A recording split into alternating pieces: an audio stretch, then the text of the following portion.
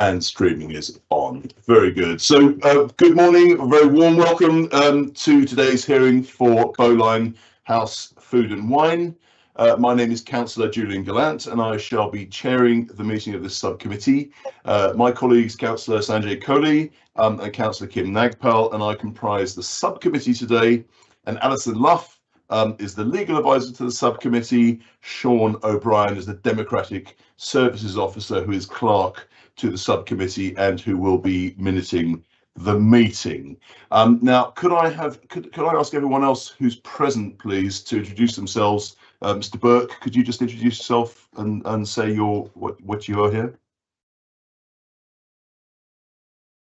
Patrick Burke.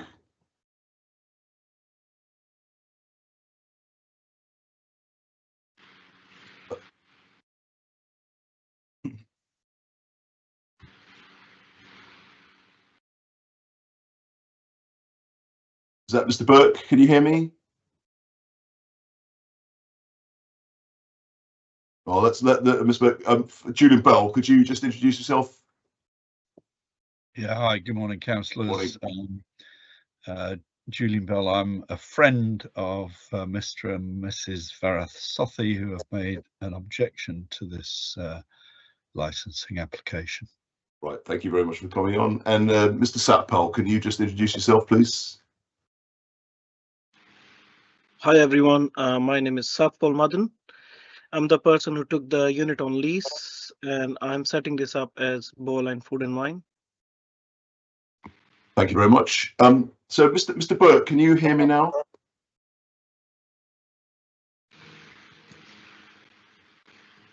I don't believe you can. If there's a chat, yeah, he can't hear us. Sean, could you just, I'm not very good at chat. Could you please just put in the chat to Mr. Burke that he should probably come out and come back in again?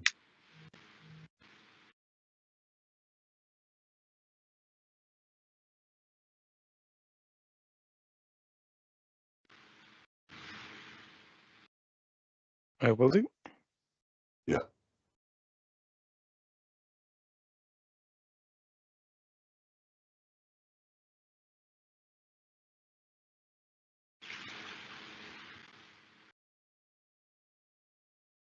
Mr. Burke, we can see you, but we can't hear you.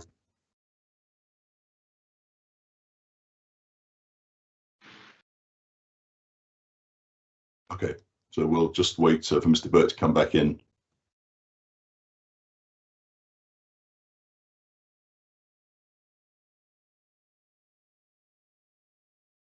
Chair. Yes, sir. Yes, Councillor. I would also like to make a declaration after. Yes, that's fine. That's absolutely fine. Just wait. Let's wait to Mr. Burke back in because he's a key component of the meeting today.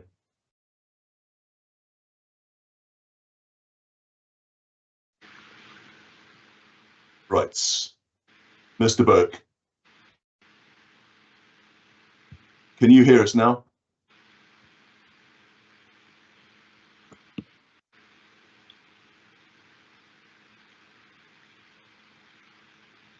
Mr. Burke? Okay.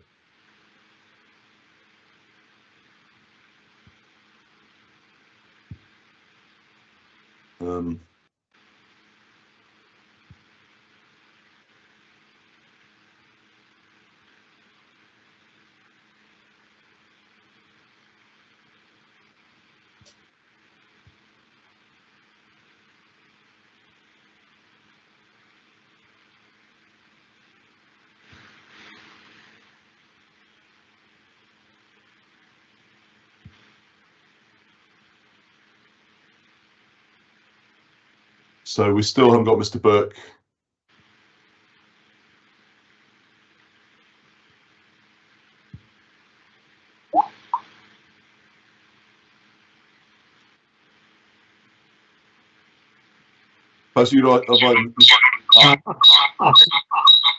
Good morning, I can hear now. Yeah, we can hear you now, but there's a big echo. I think you may be coming in on different devices, are you? what I've done, I've connected my phone up, so I'll come off. Yep.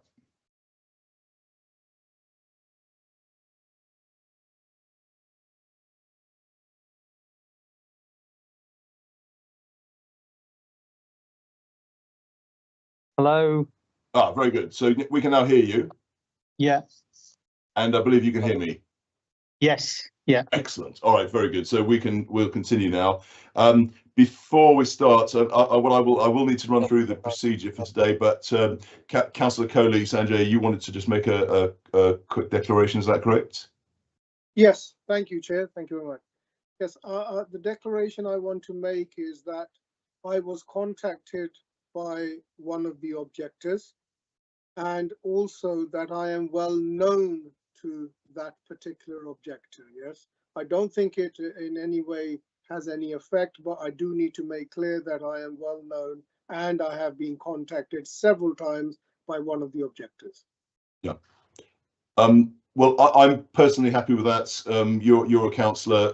You're contactable, and you have been contacted, but that doesn't for me prevent you from attending the subcommittee today. I assume everyone else is everyone else all right with that? Okay. Yeah, that's fine. Thank you. Okay, thank you very much.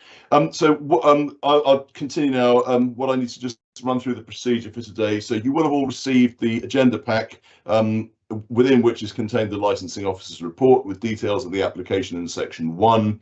And to confirm, we're dealing with a new premises license application in relation to Bowline House Food and Wine, Unit A, Bowline House, Havelock Road, Southall, UB24GF.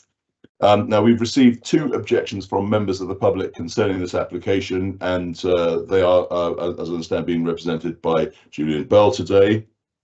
In accordance with the procedure, I shall invite the applicant to present the application, answer any questions from councillors or objectors, and to call any witnesses.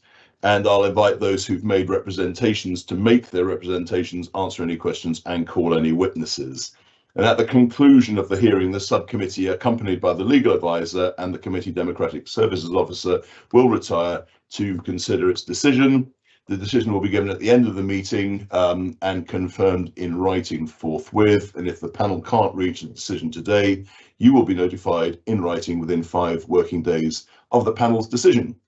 So with that, please, I'd like to invite the applicant to introduce the application. Will that be you, Mr. Burke, or will that be Mr. Satpal? Yes, that's me. Thank you. Okay, so Mr. Burke, Patrick, please go ahead and make the and present the application. Right, I'll just give you a little bit of background first. The premises is part of a new development within a new housing estate. It's actually the ground floor of a new block of flats that are being built. And Satpal plans to open as a general store and off licence. Satpal and his family have a wealth of experience within this business, and they have a number of outlets around the Newbury area and Ascot. They've actually got, between himself and his brother, they've got 6 shops, 2 restaurants, a restaurant and nightclub that they've run for many years without any issues whatsoever. I've personally known them for a long, long time, and they've never had any issues in the day-to-day running of any of their premises.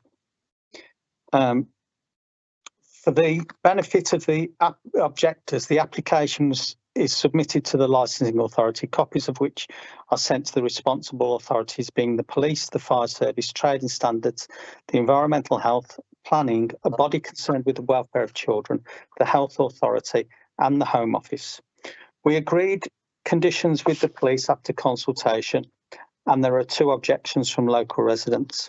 I sent letters and emails to the objectors detailing the operating schedule and conditions offered, asking them to contact me to discuss their concerns and to see if we could come to an agreement. I had no response. I actually sent the letters by special delivery, signed for, so they did actually receive them. And I also sent the letter by email and copied the licensing authority in on the letter by email. So the letter, the objections, the objection from Mr. and Mrs. Varth-Sothi state that they believe we have sufficient off licence on Havelock Estate. This is not relevant to this application. States the Licensing Act outlines the 4 key objectives that must guide licensing decisions, and these objections are prevention of crime and disorder.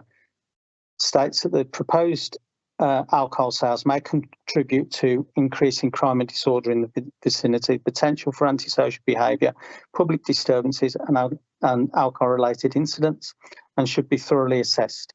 We've addressed this within the application and there are no objections from the police. Promotion of public safety. The safety of residents, visitors and passers-by should be paramount. Street drinking is already a problem in the area and this may exaggerate the problem if the licence is granted. Again, we've addressed this within the limits on the ABV of beers and ciders and no objections from any of the responsible authorities. Prevention of public nuisance. Noise, litter and disturbances caused by alcohol-related sales can negatively impact on the local community.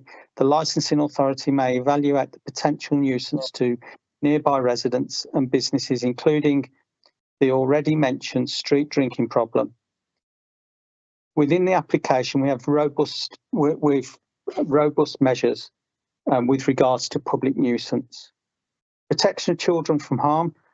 The proximity of the off-licence to schools, parks and residential areas necessitates strict measures to prevent underage sales. Robust age verification processes and clear signage are essential.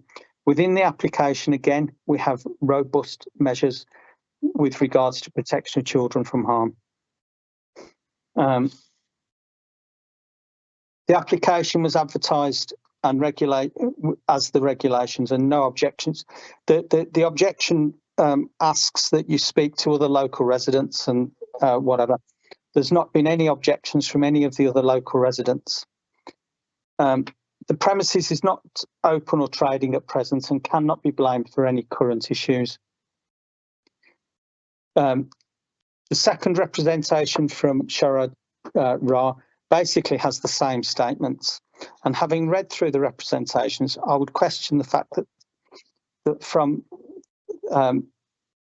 as to whether or not the objectors are actually proprietors of the 2 other local shops that are mentioned by Mr. Ra. And also with regard to the objections, I would cite the case of Thwaites v Wirral. The case in the High Court on the 6th of May has emphasised the principles laid down by the Licensing Act 2003 and its accompanying guidance, section 182, that there should be a light touch bureaucracy applied to applications for licences and that restrictions should only be attached to premises licences if they're necessary to promote the licensing objectives. It also highlights the fact that decisions on applications should be made on evidence and not based on speculation. And it's our application that the letters of representation submitted to the licensing authority, as in the case of Thwaites v Wirral, are speculative in content. And if the authority gave weight to these speculative opinions, it would in fact fail to follow section 182 and its own statement of licensing policy. I think that's all I've got to say at the moment, but I will sum up at the end if I can. Yes, of course. Thank you very much. Thanks, Mr. Burt. Thanks, Patrick. Do you want me to read the letter that I sent to the objectors? I don't think we want to see at the moment anything that we haven't seen already.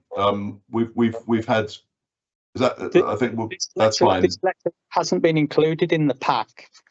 Yeah. I mean, basically, what it does, it just outlines the conditions that we've agreed with the police, which are the opening hours Monday to Sunday 7 till 10, supplies of alcohol 8 till 10, and Sundays 10 till 10, and the conditions with regards to sales of no super strength beers or lagers above 5.5.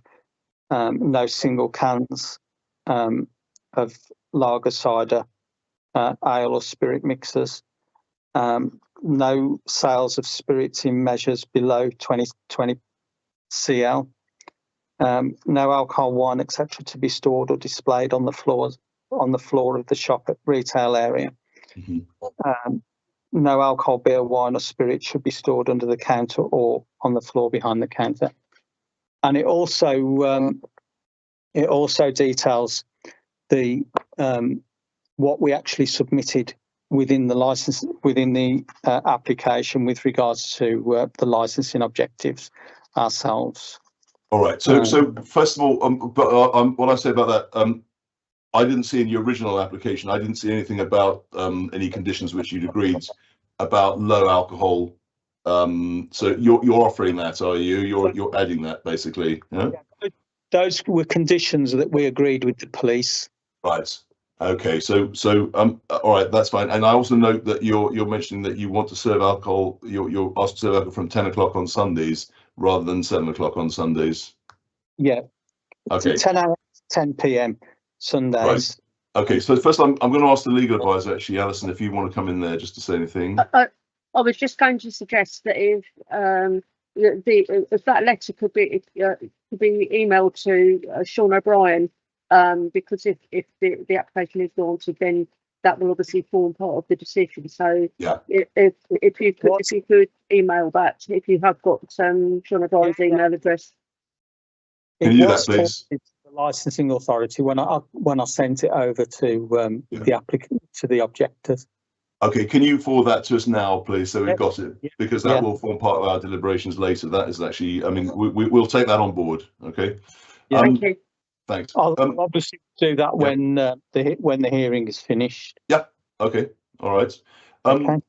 So first of all, colleagues, councillors, Sanjay, Kim, have you got any questions for now, or are you all right for the moment? Do you have any questions, or? I'm okay for now. You're okay for now, yeah. All right. Julian, Bell, you've got a question, I believe, have you? Yeah, and just a point of clarification as well, Chair, if I might. Sure. First of all, this is the first I've heard or seen of this letter with these conditions that have been agreed with the police. I've just asked Mr. Verath Sothi if he received that, and he's just said no. Right. To me. So we've not seen this, and it obviously wasn't part of the original pack that was sent out. So again, in conversations that I've had on behalf of Mr. Verath Sothi, my understanding was that the police were not able to make any recommendations or response to this because of lack of resources, was what the head of community safety at the council told me. Well, the way we treat it is that we're looking at what's in the pack, what representations have been made. That's the only way we can look at it. We can't look at any of those kind of considerations. But what we will do is we'll take those conditions offered in the letter. We'll take them. We'll take that on board because they are material, and we'll take them as conditions that you are proposing today. But we're going to have to see the detail on it. Okay. Yeah. Go ahead. Can I clarify, Chair, that sure, I've actually got copies of the signed receipts by both of the representations, and it's got their names on them that they've received the packs. I've got a copy of it from the Royal Mail. Yeah, they have received them, and they were sent by email as well. And that includes the conditions that you've just outlined with on ABB and the letter that I've got that I sent to them. They have received, so I'm a bit concerned that they're saying that they haven't received them, because I know that they have, because I've got copies of receipts from, and I've forwarded those to the licensing authority when I had them from the post office. All right, so we'll be taking them on board anyway. We'll be taking those into consideration anyway, because they're very much material to the application. Good. Now, Satpal, do you want to say anything at this stage? Are you welcome? Do you want to make any representation yourself at this stage, or are you happy? Thank you so much, Julian. Yeah, I would just like to make say a couple of things for a minute, just to clear my background on it. I've been in this industry since last 12 years now. I'm 33 now. As Patrick said, he knows me for years. He has dealt with so many applications of mine. In total, the shops that I bought, sold, and kept, we have got around 9 businesses just alone in off-license side. Current 6 of them, which I have, they all one is on the high street. Rest of them is all in the residential area. Being a family man myself, I respect neighbors. Every area we have shops, people know us by name. We never promote street drinkers.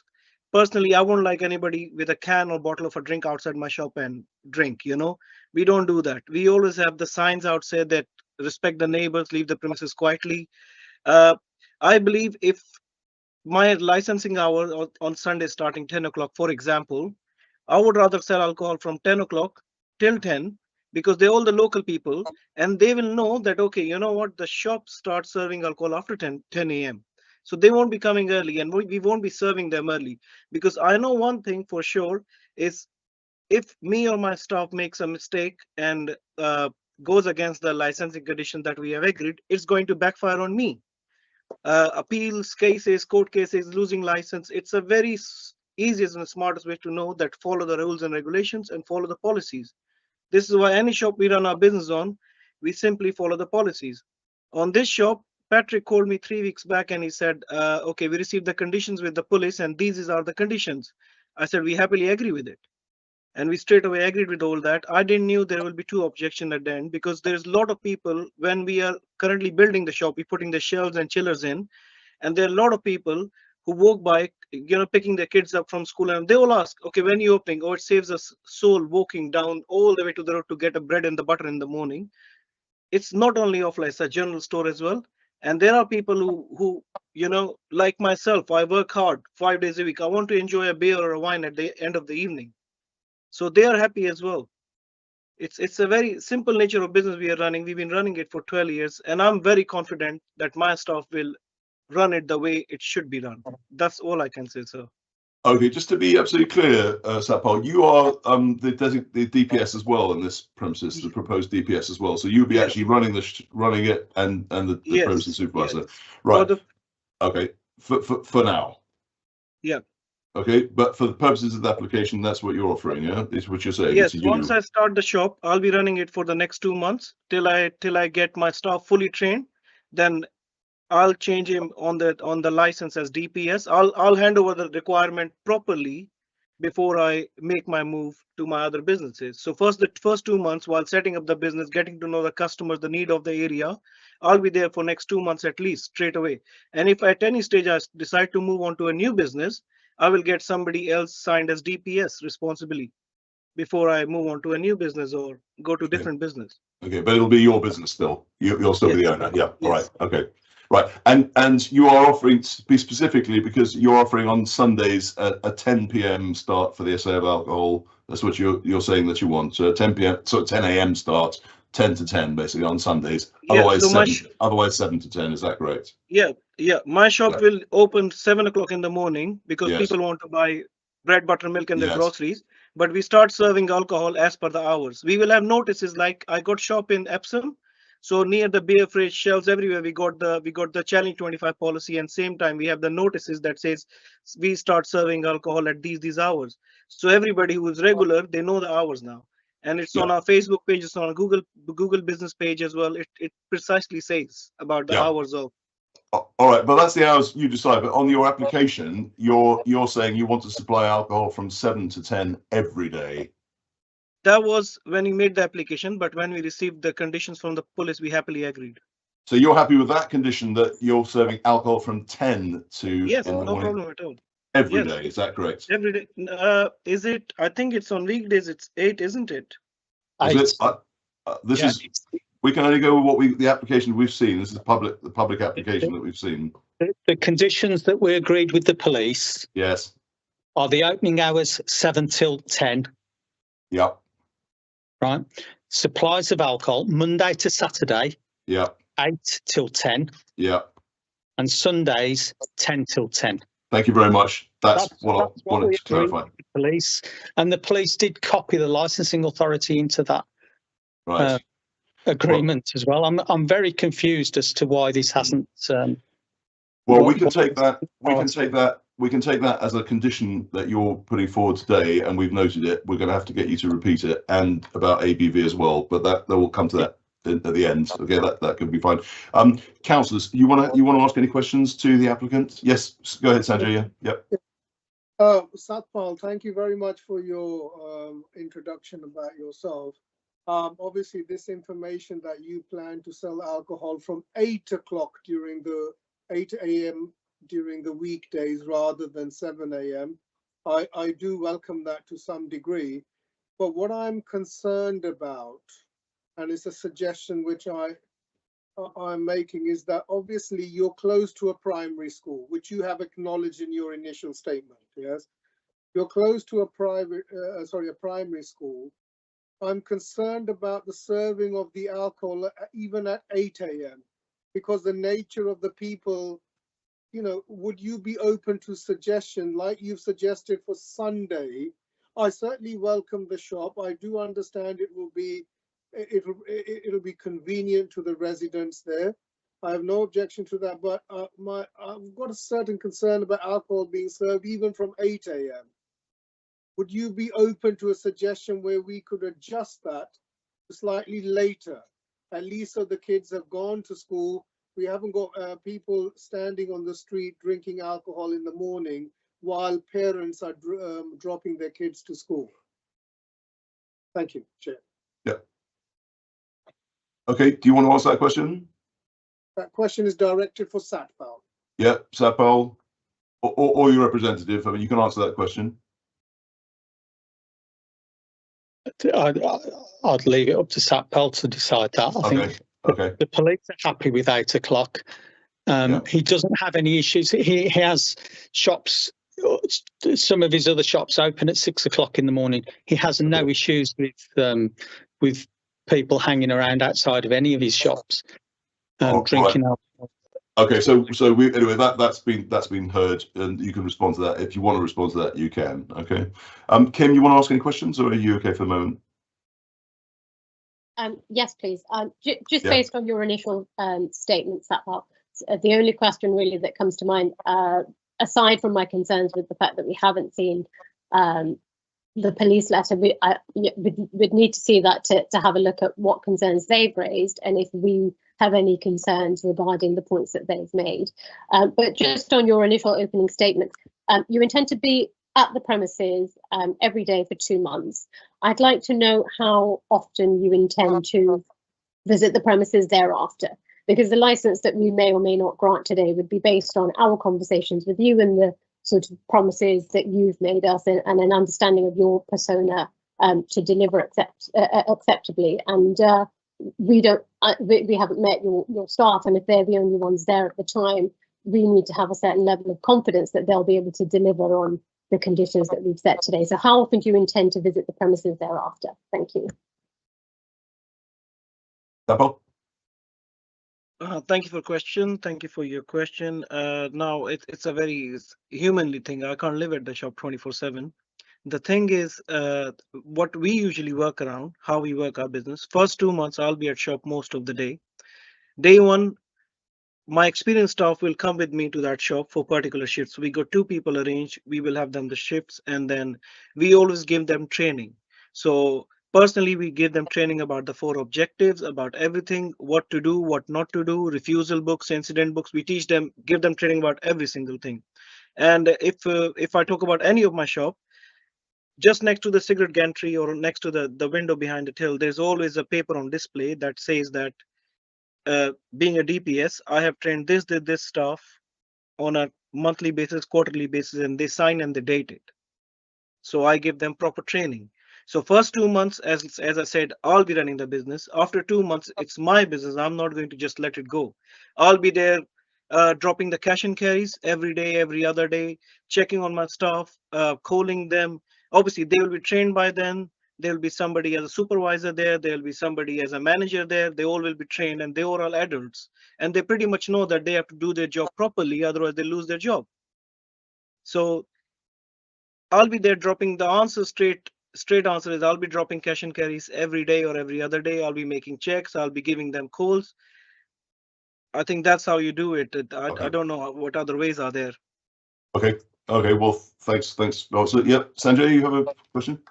Yes, thank you, Chair. Again, my question remains unanswered. I put forward a question that either can you justify why you need to sell alcohol in that particular area at 8 a.m. in the morning, or as I said, would you be open to the suggestion of changing that to maybe 9 o'clock or something? I haven't had an answer to that, please. So that's the question, Sapal. I'm really sorry. I thought Patrick did answer that. Apologies on my side. Why I don't want to go to 10 o'clock. The thing is this, we agreed everything with the police. Police sent us the conditions, we happily agreed to it. Now there are big workforce in UK, which are daily laborers, builders, people who love to grab their beer before they go to work. They want to stop by, like the bricklayers, the builders, and there are many other work class, large work class. They grab their beers with their soft drinks, with their lunch, with their sandwiches, and they want to go. And I don't feel justified to refuse them the service, that they have to go and stop somewhere else. While we are following all the rules and regulations, we are going to be careful. For me, being very respectful, I don't understand the point of not 8 a.m. but 10 a.m. Okay.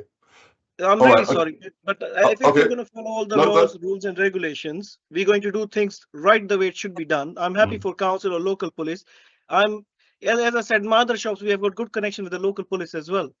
You know, they come, they see, we have a chat, they tell us, they give us some, okay, they give us tips, you know, Satpal, I would suggest you don't do this, do this. And we happily follow because we all want to work together. If something happens out, this is the police that's going to come and protect me. So if I'm doing everything the right way, it should be done. And why do I refuse that service to those particular group of people? Initial on my days when I started working at Royal Mill, then I was working as a bricklayer, trying to make money. I loved grabbing my beers or something with my sandwich because on the lunch break I can't leave the site and go and do my thing. There is big workforce in UK that love to grab their drink while on the way. And why do I discriminate against them and refuse them that service while I'm following all the laws and doing the job properly? Over the last 10 years, is my track record successfully. This is the whole point. This is what I feel like. Why do I need to go from 8 a.m. to 10 a.m.? Okay, thank you very much. You've that. I'm happy that is an answer to that question. So we can now consider that in the round. Now, if colleagues haven't got any more questions for the applicant or the applicant's agent, I'm going to ask the objector, or Julian, I'm going to ask you to make your pitch on behalf of the objectors, please. Yeah, thank you, Chair. So just some background. I've known Mr. Vera Sathothi and his wife and family. They have two teenage children as well. I've known them for decades. They've lived on Havelock Estate for a couple of decades, and Mr. Vera Sathothi is very involved in political issues and local issues, and that's why he knows me, because as many of you know, I used to be a councillor for 20 years and also the leader of the council. So Mr. Vera Sathothi has always shown an interest in the estate and its issues, and he has no objections to the general store come in. He welcomes the regeneration of the estate and has been following that and involved in that for the whole of the time. I am not speaking for the other objector. I don't know the other objector. He's not asked me to represent him, so let me be clear about that as well. Looking at the objector's letters, both Mr. and Mrs. Vera Sathothi, I think there are the four areas that the Licensing Act has as key objectives that the objectors have made their comments around. And certainly, and they've also made the point about there being sufficient off-licence premises on the Havelock estate. They understand that Havelock estate is not part of the Southall special measures zone, and therefore doesn't have those kind of saturation rules, and so it doesn't apply to Havelock. But what they have said to me is that there clearly is a problem on Havelock estate with street drinking and other crime and antisocial behaviour problems. These are long-standing problems, and again, on behalf of the objectors, Mr. Verasothy and his wife, I've spoken to the ward councillors, and they've reiterated their concerns about antisocial behaviour and street drinking particularly, and their concerns about this application. Equally, on behalf of the objectors, I had a conversation with the head of community safety, and although yes, it's true that there is not anything, a record as such to make any judgments on, the wider context of this particular applicant, the wider context of some of the antisocial behaviour and street drinking issues in Havelock make it a concern for them. So that in a nutshell is the reason for the objection. Okay, thank you, Julian. I actually have one quick question, if I may, for you. Mr. Burke did make an allegation which we do need to take up, whether the objectors are themselves suppliers of alcohol. Is Mr. Verasothy, is he a supplier himself or not? No, he isn't. Okay, all right, that's fine. So there's no interest to declare there. Fine. All right, that's fine. Okay, and you're just representing him, not the other objector. Indeed. Yeah, fine. All right. Okay, that's fine. Right. Colleagues, questions for Julian Bell? Yeah, Kim? Julian, you mentioned that the local councillors have raised concerns about antisocial behaviour and street drinking in the area. Do you know if the councillors have had any conversations with officers to highlight this to us, or to, if it's been addressed as part of the pack? Because we've not seen anything from officers or anything from local councillors either. Yeah, so I believe that Councillor John Martin has had those conversations. He actually wanted to come and speak today, but is actually in another meeting to do with the High Street Task Force that he's part of. So he got a conflict in terms of his meetings this morning. But yeah, certainly he's had those conversations, as of the other ward councillors, because this is an issue, unfortunately, that has been there for decades. This is why the council embarked on the regeneration of Havelock Estate during my time, and which is still ongoing, to improve the estate and to tackle some of those antisocial behaviour and street drinking problems. So it's a long-standing challenge. Okay. Okay. Sanjay? Well, Kim has asked the question I was planning to ask Julian. Okay. So, answered. All right. Okay. So my question actually now comes to Sapal on the basis of that objection. Have you dealt with places in your commercial career where street drinking is a big problem? Have you had businesses where street drinking is a big problem? In year 2017, we took over a premises in Newbury High Street, which we made into a Premier Broadway. Initially, there was, because there were a lot of rough sleepers on the high street, West Berkshire. It's not really great at that time. So we initially had people that used to take a beer or 2 beers, or they buy their pack, and they literally go out on the bench and they drink. And then we had the street wardens, on the high street. they came in, they introduced us. There was this lovely lady, and she said, "Listen, I'll get you in touch with the local police. They will come and see you. There are a few pictures they got of the people that you should avoid and all." So police came in, and then, as I said, they gave us some tips as well, and then they told us, "Listen," because that was my second shop, and I wasn't that confident of a businessman. And they said, "Listen, nothing is going to happen. Just tell them politely. They can buy, but they do not need to be within 20 meters of your shop." That's what they said. And they said, because the shop finishes, goes in the corner, and then the street wardens are there, they will go. So eventually, first few times we refuse them, and then they learn their way. It's all about, if somebody, you can't police anybody, but if somebody is going to buy beer from me and stand outside on the bus stop, we just need to politely approach them and say, "Listen, you done it this time. Can you please not do it? It's a bad influence. It looks bad on my shop. If you do it again, I have to bar you. I have to ban you. There's no other way I can." And if you tell them politely, they learn it. If they don't, then you stop serving them. That's it. Then they find some other place and somebody else will deal with it. Okay. Thanks. Right. I don't have any more questions for you, Julian. The colleagues, you do, or Mr. Satpal or Patrick, do you have any questions to the objector? No. You don't. I will let you know. I have emailed Sean the letter. All right. That I sent over, and I'm just looking. I'm just looking for the receipts from the post office for my for the postal things. But I have got receipts to say that they were signed for, and they were signed for by the objectors. They've actually got their names on them. Okay.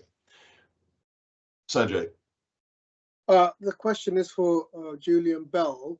As Mr. Burke is saying that he's got proof of special delivery. Have you? Okay, are you sure that what was said to you is that they have, your objectors have said very clearly they haven't received it? Because there's a bit of a concern about why this information is not correct. Yeah, all I can say, Councillor, is that Mr. Verasasothi has been forwarding on any communications that he's received to me, and this was not one of them that he forwarded on to me. When I specifically asked him in a WhatsApp message as the meeting when it was raised in the meeting, he's categorically come back and said no. So unfortunately, he's not received it. So I've then gone back to him and said, "Well, they're saying you've got a receipt," but he's not answered. He's not answered that message yet. So I can only tell you that. Okay. All right. So, Kim, you got a question there? It's actually a question for you, Chair, or perhaps Alison. I want to reserve the right to come back and ask more questions once we've seen the police documents, just in case there's anything of concern there that we don't have the opportunity to address with the applicant or with Patrick before we make a decision. I don't know if that's possible at all, because I would like to see that document beforehand. Well, we're not dealing with police objections because there are no representations from the police or the licensing authority. Is that correct, Alison? Yes, that's right. I mean, your decision will be on the basis of what is in front of you in the pack. It's unfortunate that you haven't got the background, but the fact is that the police did not put a representation in because they were satisfied with the conditions offered up. So and yes, it's useful that that correspondence has been forwarded to Sean, but I don't think it will add anything to your decision, because I think the fact remains that there isn't a police objection to consider because the conditions have been agreed. Yeah. So I mean, there's a dialogue between the police and the applicant that goes on. I mean, there's lots of toing and froing, but we deal with the end of that. And at the end of that, there isn't any objection from the police or the licensing authority. So we've only got what we've got in front of us now, which does include that letter and those conditions offered. And I'm going to ask Julian actually. Julian, would the objector be happy with that offer, that instead of being 7 to 10 every day, it's 8 to 10 Monday to Saturday, 10 to 10 on Sundays, and no sale of high strength beer or cider, and restrictions on small units as described? I think the objector is against the application for Full stop. Yeah. clarity. Having said that, however, I think if there was to be a compromise, then 10 to 10 is better than 8 to 10. So Okay. yeah. All right, so that's fine. Thank you very much. That's the question. So, I mean, it was important to see whether, that they'd be prepared to look at that. Right. So what we'll do now, if there's no more questions, we'll ask where we don't have any licensing authority or police there. So, Julian, do you want to sum up? Do you want to sort of sum up with after everything you've heard? Do you want to say anything else? You're welcome. No, I think I'll spare you all. Welcome. Other than to say it's a real issue for Havelock, the street drinking and the antisocial behaviour, and it's the most one of the most deprived wards in the borough, and that's one of it's those deprived wards and deprived estates which suffer most from these kind of problems, and although it's not a special area in terms of limiting, I think there are some factors which mean that should be taken into consideration. Thank you, Chair. Sorry, again, when I said I wasn't going to give one. No, you're absolutely entitled to. Thank you very much. That's very helpful. Thank you. So before I ask the applicant to sum up, Alison, do you want to say anything? Have you got anything? Do you want to come in there? No, thank you, Chair. I think that's covered everything. Let's go everything, is it? Right. So I'm going to ask the applicant, must have the last word to sum up. So either Patrick or Satpal, Patrick, presumably you. But as in your summing up, I'd like you very much to read out those conditions that are being offered and that we've had written evidence of. And I'd like to read it out in public now because we're streaming. So if you read that letter out, please, and we'll treat that as conditions that you're offering. Okay. The conditions agreed with the police are. The hours are actually on page 1 of the pack. Opening hours Monday to Sunday 7 to 10. Supplies of alcohol Monday to Sunday 8 till 10. Monday to Saturday 8 till 10. Sundays 10 a.m. till 10 p.m. Conditions. No sale of super strength beer, lager or cider of 5.5% ABV or above shall be sold at the premises. There must be no single cans of beer, lager, cider, ale or spirit mixers sold at the premises. There must be no sales of spirits in miniatures sizes below 20 cl. No alcohol, beer, cider, etc. to be stored or displayed on the floor of the shop retail area and must be displayed or stored on suitable shelving or display racking. No alcohol, beer, wine or spirit to be stored under the counter or on the floor behind the counter. And alcohol must be stored behind lockable metal shutters when the premises are open, but outside license hours. And those are the conditions that were agreed with the police. Right, and do you want to add anything else in there, or do you want to sum up with anything else after what you've heard today? Just to reiterate that Satpal and his family have a wealth of experience in this area. They're actually bringing jobs to the area. What they do is they open these places up to a really good standard. They create jobs because Satpal's already said he'll be there probably day in, day out for the next couple of months.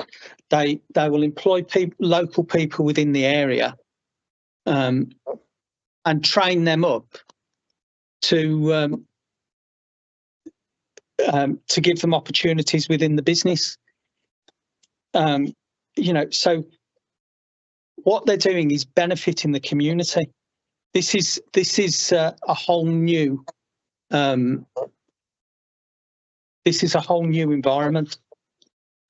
for this area. it's part of a new development in the area, so it can only be beneficial to the area. And I think in today's day and age, it's a very, very brave thing to do, to be opening up any new business. And just to let you know, I've also just forwarded over the Royal Mail copies of the signed receipts for your information. Okay, I think that's all I've got to say. I don't know whether Satpal wants to say anything else. Satpal, most welcome. I think, thank you so much for your time. I believe in Patrick. He's been dealing with my applications for over the years at different places. And whatever he said, I think exactly what I felt, and he said it already. Thank you so much for your time. Right. Well, having said that, that is now it is 11:50. We are going to now retire and deliberate, and we'll come back at 12:30 with a decision. If we need more time, we need more time. But otherwise, if you you know, I think you'll have to come out and come back in again, but come back at 12:30. We'll have a decision for you. Thank you. Thank you.